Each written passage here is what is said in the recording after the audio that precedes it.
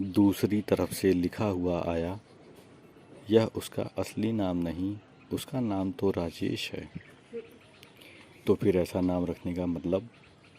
रागिनी ने फिर से टोका और कई बार उसकी माँ के बारे में भी कुछ बातें की तो शायद राजेश नाराज़ हो गया और बोला, देखो आशिका, तुम्हें अगर मुझसे बात करने में कोई रुचि नहीं है तो मत करो, पर बार बार मेरी माँ का नाम लेने की ज़रूरत नहीं है।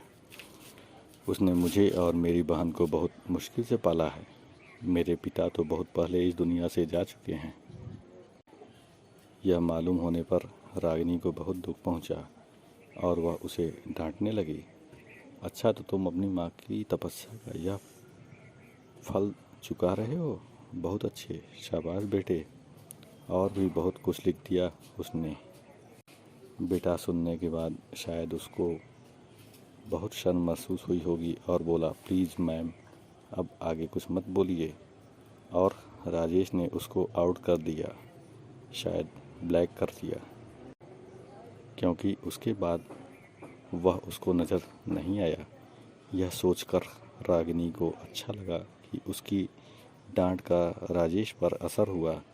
पर एक दिन उसने अपनी असली आईडी से उसे देखा तो वह वहीं मौजूद था।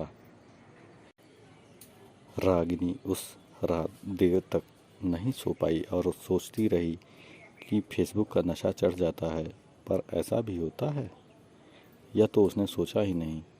फिर वह कांप उठी, यह सोचकर कि क्या मालूम उसके बेटे ने भी कोई ऐसी प्रोफाइल बना रखी हो, और भी न जाने कितने ही बुरे ख्यालों में डूबती उतराती रही वह।